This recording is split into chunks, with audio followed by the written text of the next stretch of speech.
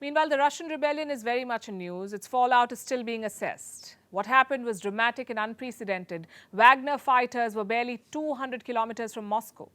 They were coming for Putin's seat of power. A few more hours, and they would have reached Moscow. So why did Putin not try to stop them? Why did he not dial the Wagner chief himself?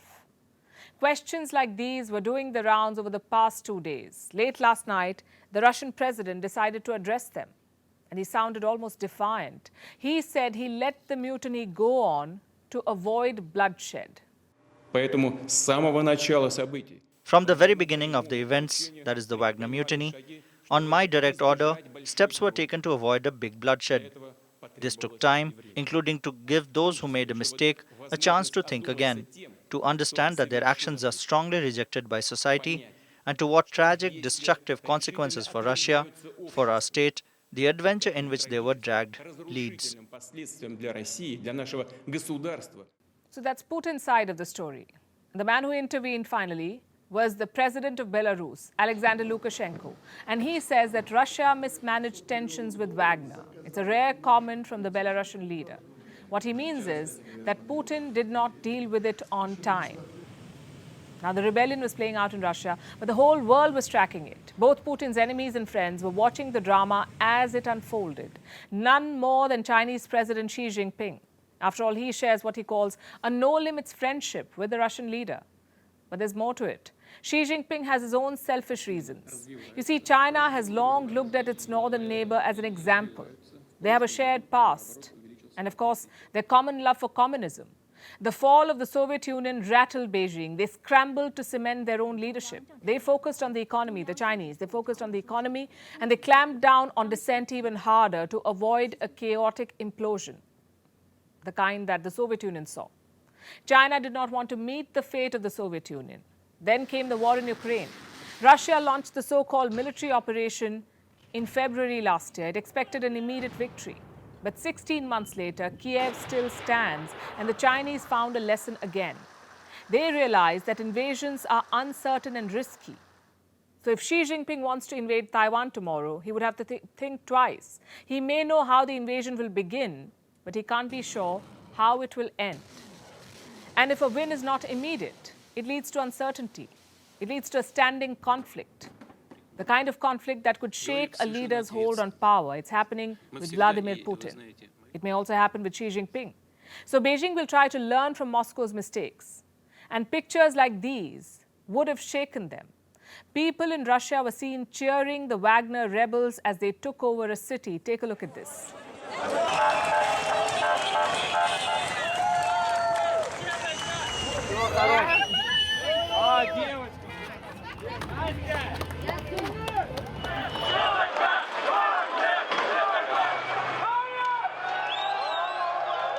The short rebellion exposed the cracks in Putin's regime.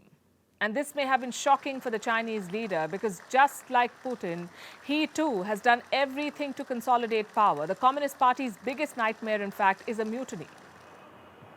So back in the day, they rolled tanks against their own people in Tiananmen Square. China, in fact, spends more money on internal security than its army to take on the world. Chinese leaders are paranoid when it comes to popular protests. And the scenes in Russia would have given them the chills. Also, like I said, some lessons. So what can China learn from the Russian mutiny? To be wary of a parallel power center. You see, Russia let Wagner grow.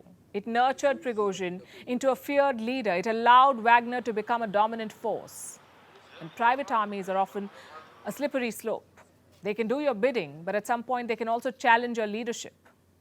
So that's lesson number one for China, no private armies. As of today, they don't have any. There is absolute state control. Which brings us to lesson number two. Who do you trust? Prigozhin was Putin's close aide, his so-called chef, part of his inner circle. But he betrayed that trust. How will Xi see this? Well, he's already paranoid. He came to power in the year 2012, and since then he's eliminated political rivals, actual and perceived. It has been an endless purge of high-ranking officials and junior party workers in China, both tigers and flies, as they're called in Beijing. Everyone got the boot in the name of an anti-corruption campaign.